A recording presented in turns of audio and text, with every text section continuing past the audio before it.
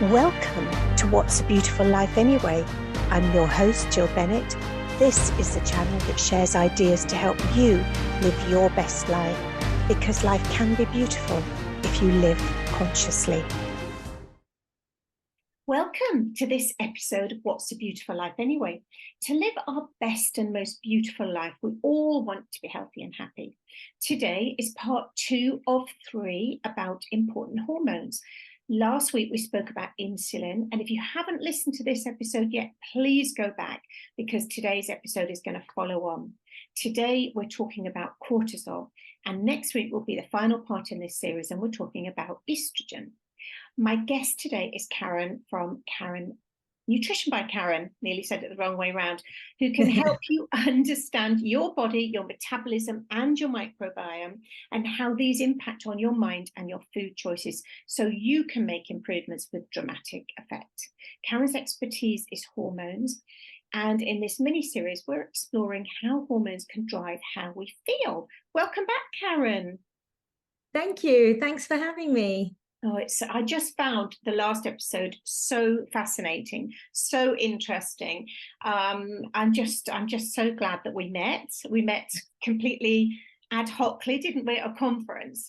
Yeah. And I just think this is all so important, such an important topic. So it's really, really good to be able to talk about it.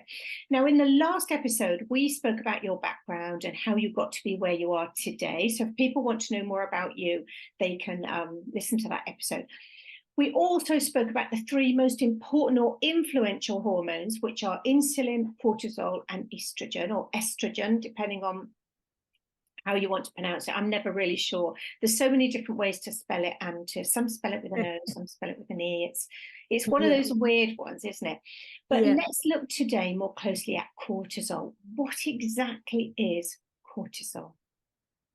Yeah, so cortisol, and thanks for your enthusiasm. I think the reason we all find this subject so fascinating is because it's relevant to all of us. Whether we are a male or a female, it doesn't matter.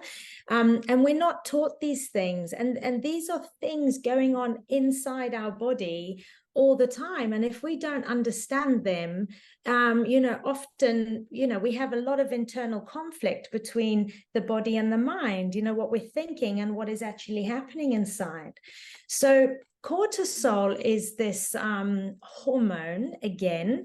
And just to recap on hormones, we have hormones running around our body, and we have hormone receptors, and hormones run through the blood, and wherever the receptors are, they match up, and they act very much like a voice and an ear. And the hormone needs to be talking in order to deliver a message. The receptor needs to be open and working in order to receive the message, and then proceed with the relevant action. And, this is all based on how we are designed as a human body. This is biology, this is chemistry, and it's a divine intelligence. It's nature. Again, like we see all these beautiful plants growing and blossoming into whatever they are, that is just happening without any instruction or without any rule books. So this is about getting back to our basic human nature. Now, cortisol is a hormone that is released, and everybody talks about it in terms of it's a stress response. And that is true. So, for example, we have been designed that if we're in a stressful situation, for example, we are cavemen in a cave and we see a bear at the entrance to the cave, because of our past experience and because of our thoughts, our internal radar is detecting a threat to us. What will happen is the body will respond. And the way that the body responds is the adrenal gland will release this hormone cortisol. And often if it's a scary threat, it will also produce adrenaline. And what cortisol does is this: it is linked to our blood sugar availability in our blood. Now, our blood sugar, we talked about this last week when we talked about insulin. This is our energy. This is our fuel. And if the body detects a threat, it wants to pump in more fuel, so it increases our blood sugar and it drives that into the blood in order that we have enough fuel, enough energy to respond to the threat. So now I have enough to either fight the lion or run like hell. And that is generally how cortisol responds in a situation where you would need the energy to physically do something about it. Now, what also happens as a result of this threat situation and cortisol being released is your body has a stress response as well, in terms of if it recognizes that it needs to use all the energy in order to run or fight, it will start putting a message through to the rest of the nervous system. And the nervous system, remember, is controlling all kinds of functions in the body, hormonal functions, digestive functions. And what it will tell that nervous system is, we're under threat, emergency systems work, only please, the rest of you, stop what you're doing. We need enough energy for all the other things. And so what happens is, if you're busy digesting a meal and the nervous system is causing those contractions to squeeze the small intestine and to work, if you're in a stress response, that will stop, because that is using an awful lot of energy. And so stress can have a big impact on our digestive system, because obviously now if that stops, that food is just left there sitting around, waiting to be digested, and that can be fermenting and producing gases and all kinds of things. Yeah, so and the other thing is, it has a big part to play on our hormonal system. So if you are running from a lion, the last thing your body is thinking of is reproductive health, feeling sexy, having a baby, periods, all that kind of stuff. So it shuts those down as well. So often this can influence, in the moment, obviously, this is why when we get stressed, we don't always feel so sexy and libido goes down, but also it has a big part to play on fertility and reproductive health and periods. And if the nervous system and the energy system and the hormonal systems are not working systematically together, this is where we start getting issues with some of our hormonal centers. So that's it explained kind of very briefly. But there's another problem, and it's the one that I see kind of in the mainstream here in my clinic in Gibraltar, is there are things that we can do to control immediate stress. And of course, in our current day, it's not bears and lions that are coming for us. Our stresses are financial, it's the kids and the teenagers being idiots at home. It's relationships at work, it's relationship in the home, it's the worries, it's the constant comparison with everybody else in lights of social media that makes us always feel like we're, not achieving. And all of these things have the same response in terms of the body. The body recognizes still a threat like a lion or a bear, even though that's physically not there, but the way the body responds to stress is the same. But the problem we have is it becomes our normal. We just think that this is our normal, this is our life, and everybody has this kind of stress, so it's okay. And so when these raised cortisol levels go up, it raises our blood sugar. It also therefore raises our insulin.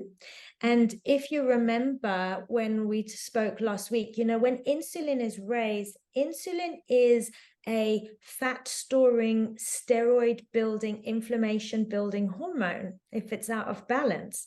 So again, having this raised stress has an impact on other hormones. which links to inflammation and other things starting to malfunction. So it's a big it's a big one. It's a big one.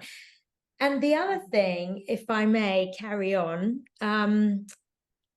so there are things that we can talk about in terms of how can we control in the moment stress and things happening in front of us right here and right now. But what I see as more of a problem is cortisol is really linked to our emotional stability, how safe and secure we feel in our own skin, how safe and grounded we feel as an individual. And this is the tough one, because this goes all the way back to when we were planted in the womb. Wow. When we are planted in the womb as a tiny little seed, the first thing that develops is our emotional well-being, our emotional senses. Before everything else, we're already, and we can get a bit spiritual here, whether we choose to come in through our mothers, once we've made that choice, we want to sit in there and feel very safe and secure. And often, depending on how our mothers are feeling about pregnancy, we're going to pick up on those feelings. Depending on the type of pregnancies our mothers have, what's going on in their life with their physical health, with their mental health, all of that already has a part to play. And then, of course, all the other things that can happen during pregnancy, gestational diabetes, a fall where your mum might fall, and that's enough to make you feel threatened in the womb. I mean, being upside down or round the wrong way, or having the cord wrapped around your neck, it all starts here. Even being birthed can be very traumatic for our entry into the world.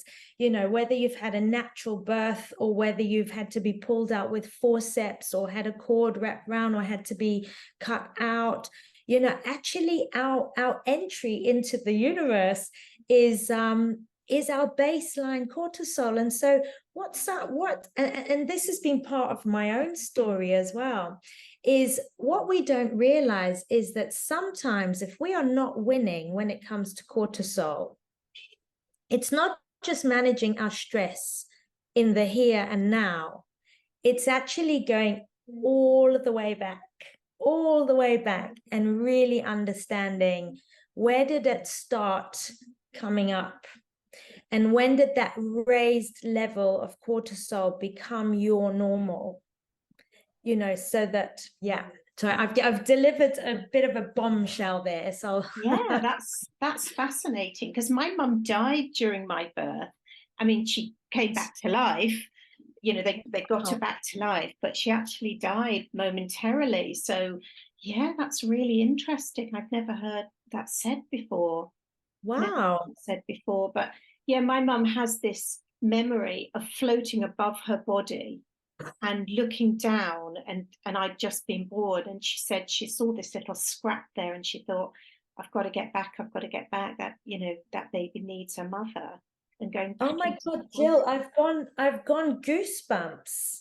Yeah, it's interesting, isn't it? So maybe that's, I've probably got an awful lot of stuff sort of from that. And because I know I've had several tests over the last, I don't know how many years, and always they say your cortisol level is high. And yet I do all the things you should do to, control it. I exercise, I eat healthily, I meditate regularly.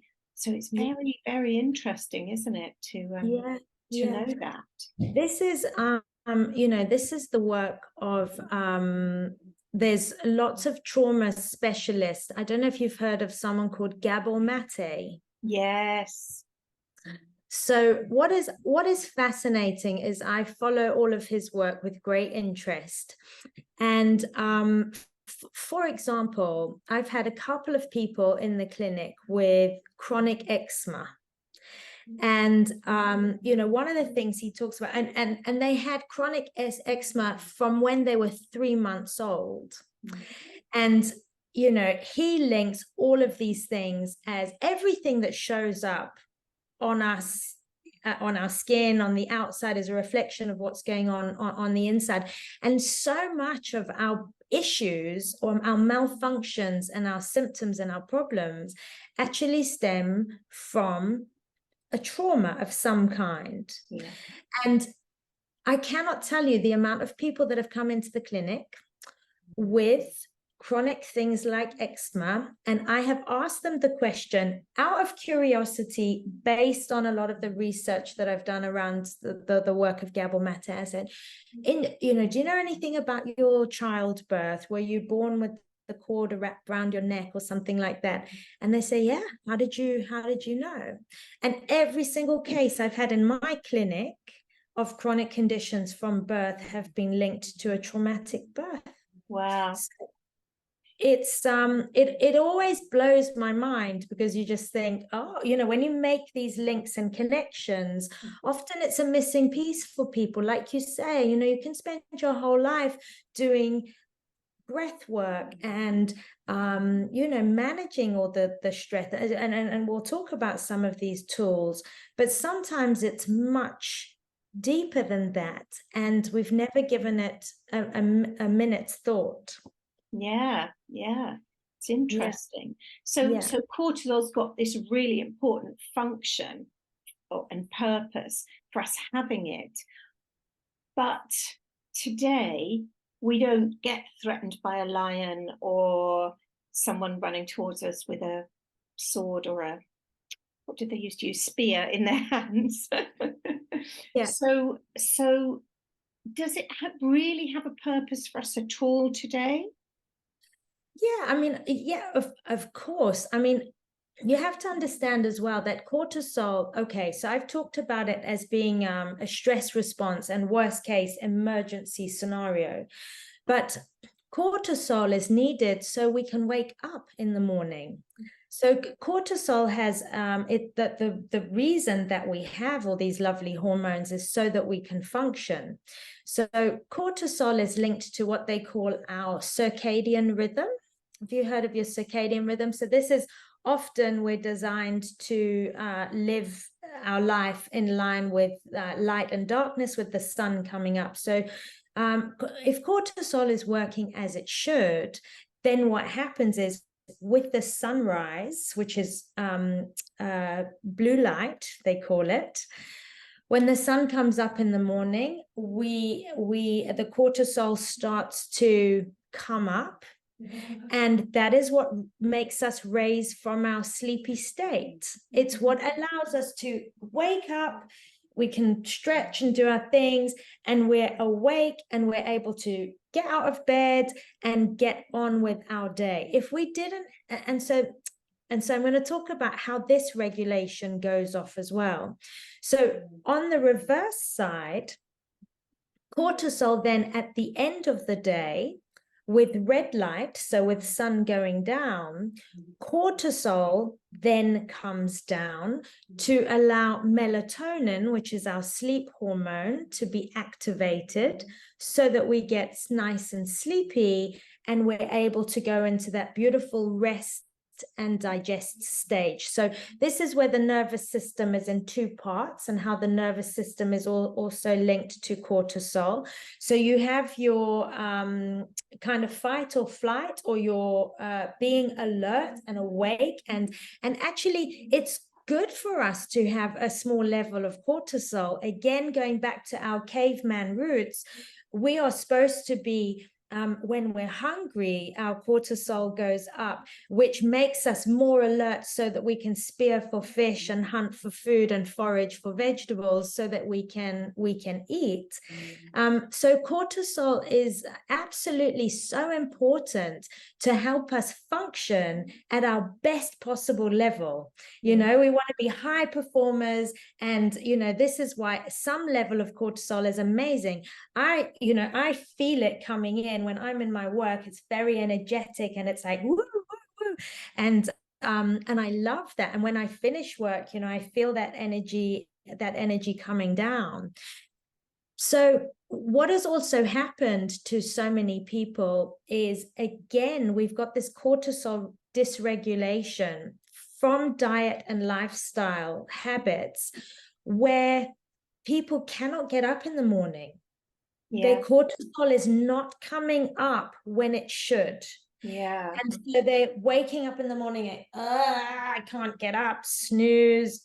So people need coffee and stimulants then to help them wake up and get all those senses and get digestion moving. But we shouldn't need stimulants. In fact, if you do have a cortisol dysregulation, it's always my best advice to people to say, do not have any caffeine for the first 90 minutes of your day.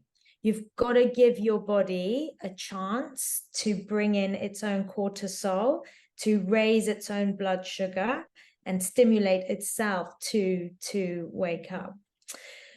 But the flip side of this, when cortisol is dysregulated, is you can't wake up in the morning, but then at nighttime, your cortisol levels don't come down to allow melatonin to come in. And so people can't sleep.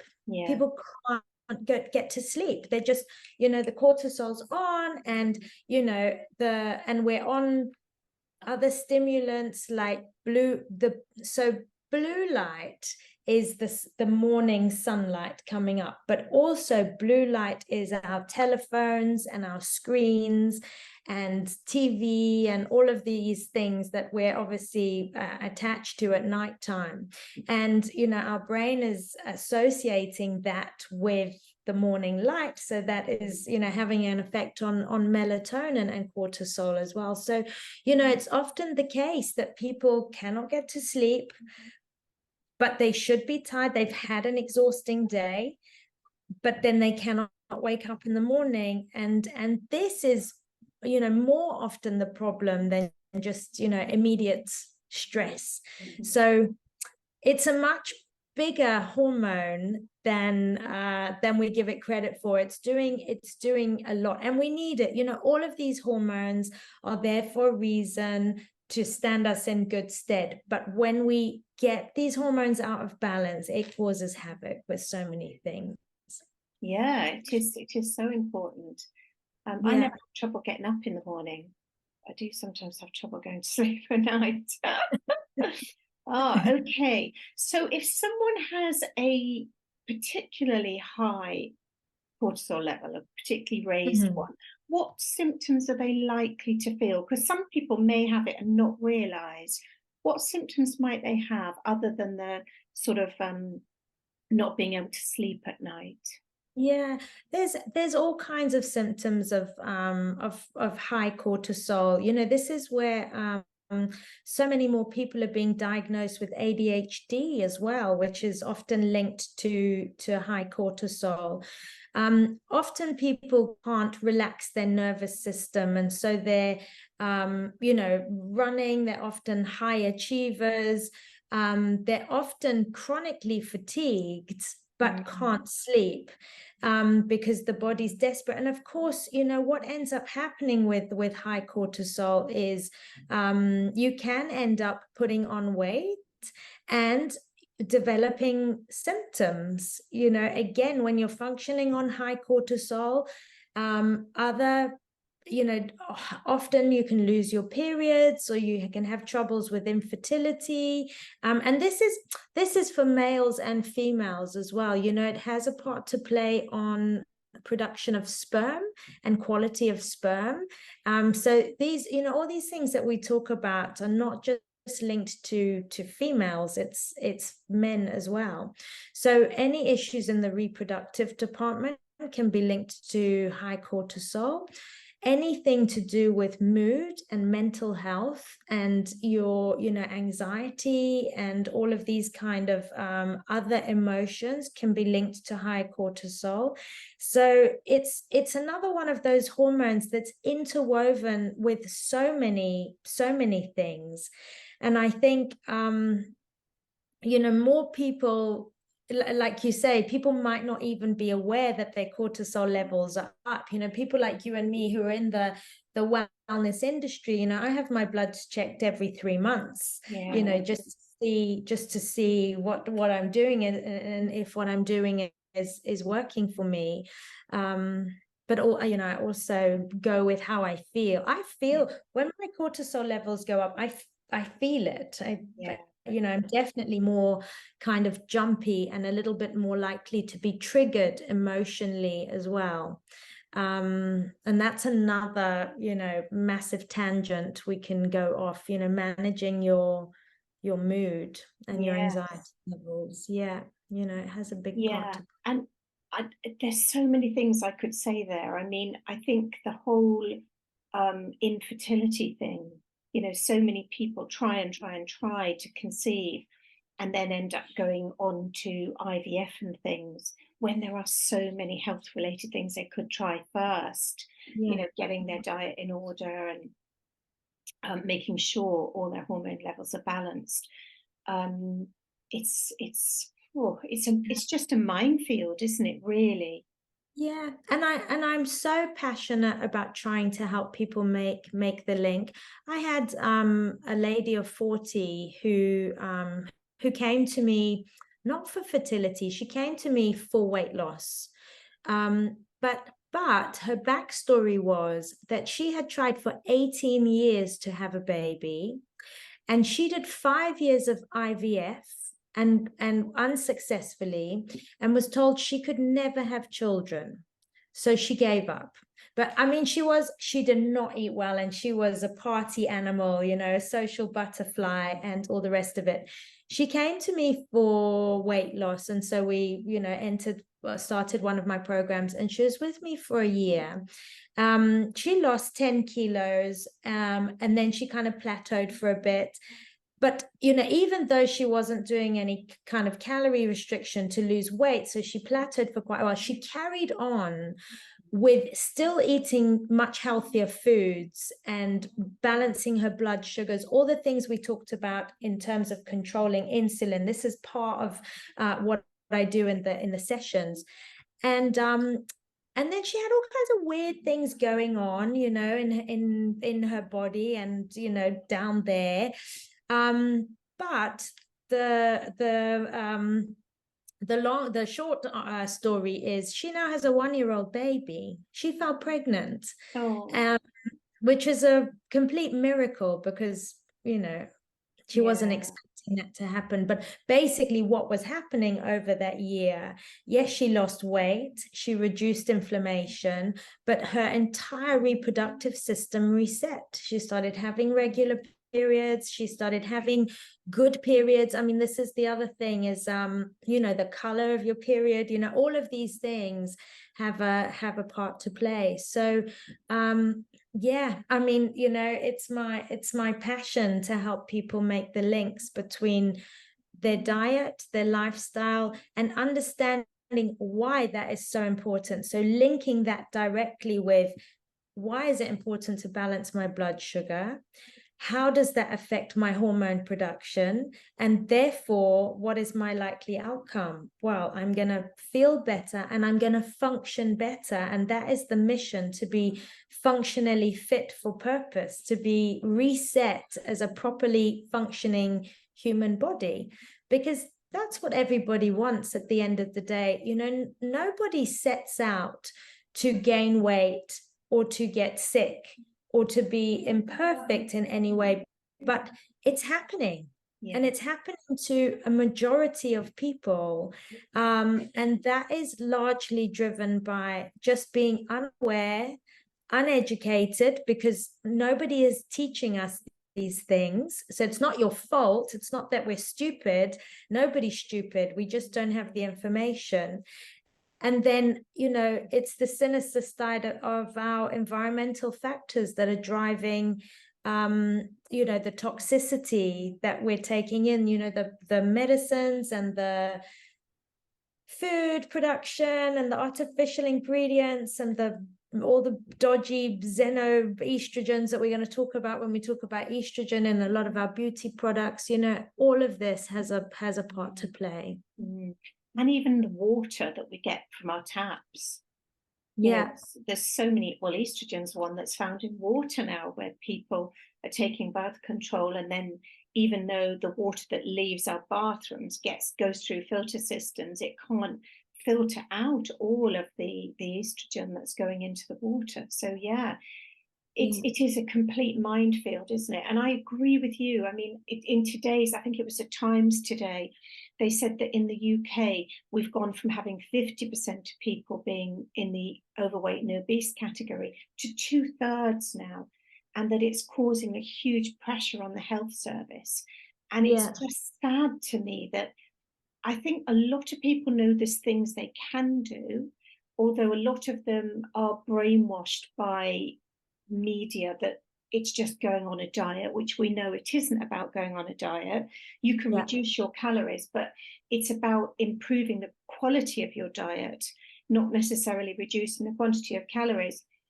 And it's just so sad that so many people feel unwell a lot of the time when there's so much they can do to feel better. And this links into the microbiome as well. So this is another thing that I see all of the time is you go to a government health system. Even my clients who come to me with diabetes too, they're going to the diabetes clinic and being told, oh, you need to lose weight. And they say, well, if I knew how to do that, I wouldn't be in this mess in the first place. And the advice they're given is things like, well, instead of having 6 biscuits, just have 2, which is just not the right message if you want to reverse diabetes too.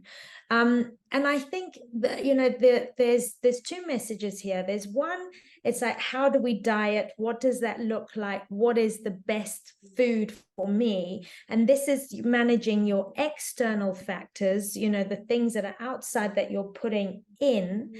And then it's the internal environment that we have as well. So this is what's fascinating to me. I do microbiome testing with a lab linked to Spain. And what people don't understand is that internal environment, our gut health. So our, around each level from the mouth, we have all these enzymes to break down food for nutrient absorption. It goes into the stomach. We have enzymes and an environment there that can be so screwed over by medications and artificial foods. And then around our small intestine, I've got my little book here. This is where it's surrounded by 2 layers of mucus. My little book. I don't know whether your audience can see this or whether they can really hear us. But around this small intestine here, we have like 2 layers of mucus. And in there, this is where all our microbes are sitting or not. And their job, this is bacteria, molds, yeasts, enzymes, viruses. I mean, you name it, it's our defense system. So they're sitting around the small intestine, and it's their job actually to reach in to the small intestine, pull out nutrients and push them into the bloodstream. So they are the link between what we are putting in and what are absorbing. And they also are responsible for taking out nutrients in terms of vitamins and minerals and pushing them into the blood. They are also our immunity. So they are also a barrier to not reach in and pull out a bad virus and put it into our bloodstream so we get sick. So they're also our defense system, but they are also responsible for building hormones. And actually, they pull out the relative proteins. And like I say, it's like a divine intellect. It's nature as at its best, that it will pull out those individual ingredients, make its own proteins, make its own hormones, and send those into the bloodstream.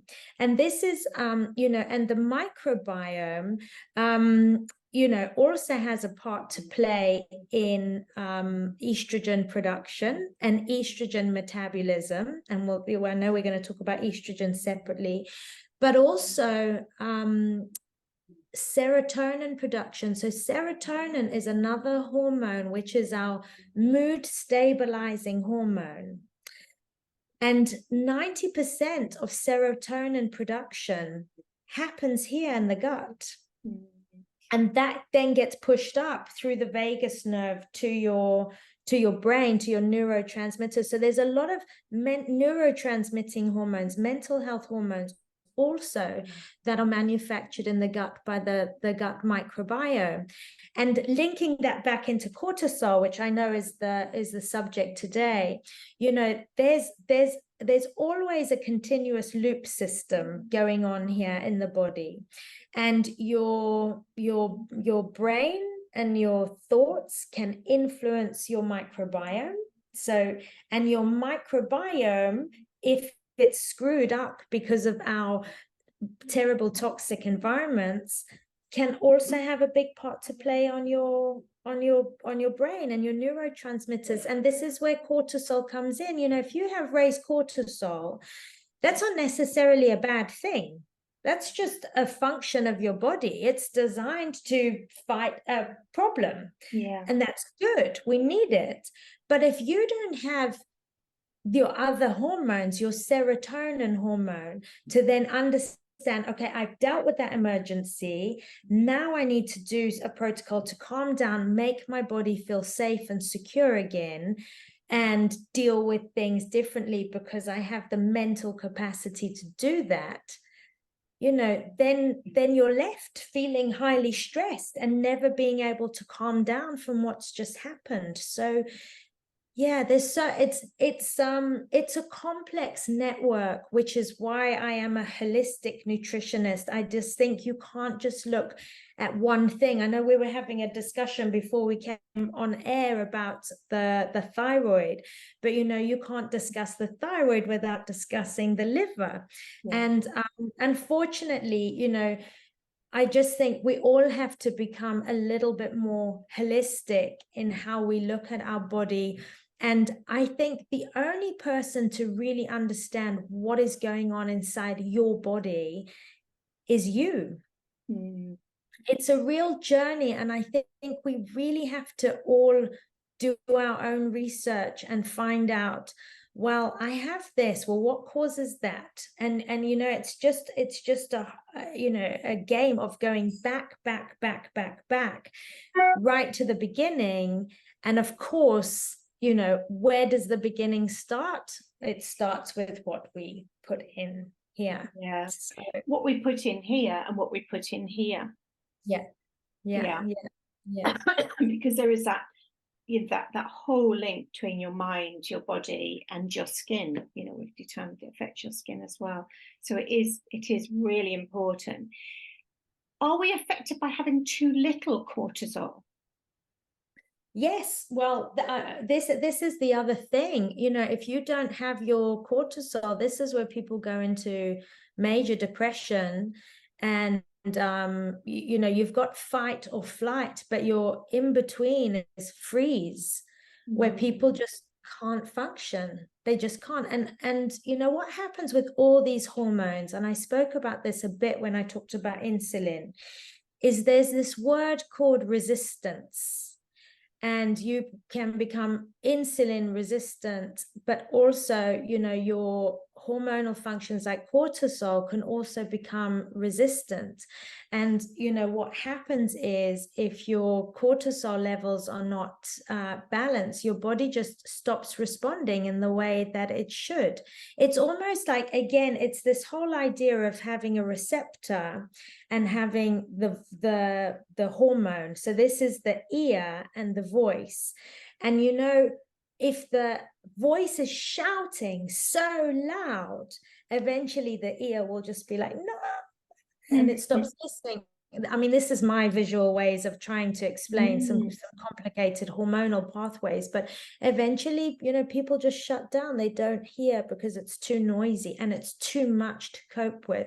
So it will stop working, and now you've got another problem. You're in bed, you can't function.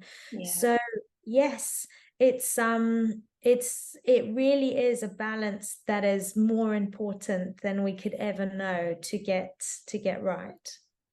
Isn't it a shame that the health services around the world still train their doctors to look at symptoms and prescribe for symptoms rather than looking deeper?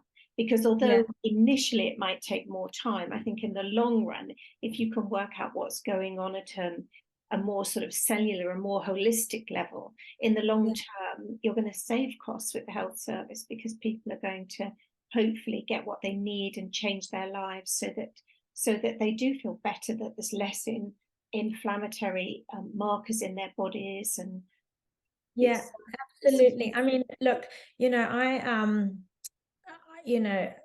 I'm not medically trained, and so I'm actually, all the work that I have done is my own research.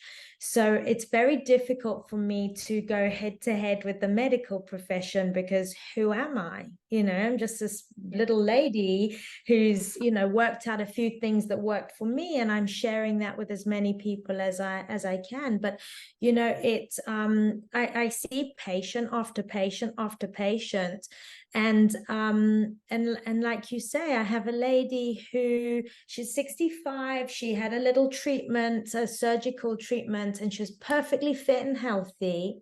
As a result of the surgical treatment, she was given strong antibiotics.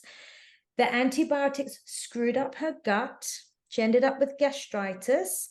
She was put on stronger medication, pardon me, to sort that out. Basically, that ruined her microbiome. Then she developed massive anxiety, so they've put her on antidepressants without testing. And this is the interesting thing, the amount of people that come to me. So I help a lot of people, not just with weight and hormonal imbalance, but depression, anxiety, bipolar, you name it. Mental health is a big part of what I do. The amount of people that are on antidepressants, and when I ask them, did your doctor check your serotonin levels? Not one. And this is the thing, if you screw up your gut health, you screw up your potential to make serotonin, and now you just have no capacity to manage and stabilize your mood. And it causes such anxiety, because you don't want to feel like this, but you do. And so your mind wants one thing, your body's doing another, and you have all this internal conflict, which is exhausting and debilitating for people. And it really upsets me, because there's nothing wrong with you. If anyone's listening with these conditions, there's nothing wrong with you. Your body is perfect, and it's responding to the environmental factors and the environment that it's in, and it's nothing that can't be fixed. Again, with getting back to whole foods, nourishing your guts. There's lots of protocols, there's lots of people out there doing gut health programs, and understanding the link, and also being patient and giving yourself time, because it takes time to rebuild your microbiome as well. I mean, your microbiome can literally change from day to day, can't it? Especially if you take, or you've regularly taken antibiotics. Yeah. They tend to be overprescribed. Okay, well, I know we've been on for quite a long time already, so maybe we should start to try and wrap up our chat about cortisol. Maybe it's best if we can think of some things that our listeners can do themselves to consider their cortisol and maybe improve the balance of their cortisol. And maybe if there's anything, because that obviously links to your insulin levels, so maybe there's something we can do to sort of help balance both. Is there something we can say there? I think one of the things that I teach people to do is a very basic breath work routine called box breathing. And box breathing is amazing. It's an incredible, easy tool that you can do anywhere, anytime. And box breathing involves, it goes kind of in 4 parts. That's why they call it a box. And it involves taking a deep breath in through your nose and counting to 4 seconds. And the idea when you take that deep breath in through your nose is to really push out your diaphragm and fill your lungs. So, you know, one of the most important nutrients that we don't give enough time to is oxygen. Without oxygen, we are dead. And we just don't give enough time to our breath work. So you breathe in for 4 seconds. Also, what's happening here, because you are thinking about what you're doing, you get this mind-brain, body-brain connection back, which is very calming. So just that in itself will bring cortisol levels down. So the first part, you breathe in for 4 seconds, big breath, fill your lungs. The second part is to hold that breath for 4 seconds. And what is happening in this breath hold is all that oxygen is being forced out into your cardiovascular system. And it's rushing out and it's knocking on all the doors of the cells to ask to go in. And of course, what happens when oxygen goes into a cell, it then releases carbon dioxide. So what can happen is we actually can stay so trapped full of carbon dioxide in our cells because it cannot get out without oxygen getting in. And that is also toxic. And that is also raising our cortisol levels in our body. And it's making our pH balance acidic, which is also stressful for the body. So all these little things are linked. So by doing the breath hold, there's an exchange of gases. Oxygen's going into the cells, carbon dioxide's coming out. The third part of the box breathing is to exhale fully, you know, completely kind of spit it all out. And again, you're counting for 4 seconds and you want to wring out your lungs and get all of that out. And then wait 4 seconds and do it again. If you repeat this kind of 5 times, it's extremely calming for the body. It brings cortisol levels right down for a number of reasons that I've mentioned. You're getting rid of toxins, you're taking in oxygen, you're reconnecting mind and body, and it's a very, very calming. So that is something you can do if you're about to have a difficult conversation with someone. You're about to, you know, you're anxious about doing a presentation or, you know, something, or you're sitting in traffic and, you know, you're about to lash out. You can just do it anywhere and do your breath work to calm down. In terms of my favorite supplement for cortisol, there's a natural herb called ashwagandha. And ashwagandha is designed as an adrenal support to help give the adrenals a few more tools to help balance the cortisol. Okay, I've got some of that, so I must take that and try some of that, see how that works. Okay. Brilliant. Well, a couple of great tips there, Karen. Thank you.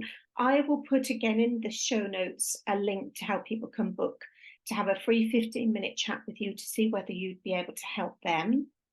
And we will be back again next week to talk about estrogen. So thank you so much for joining us today.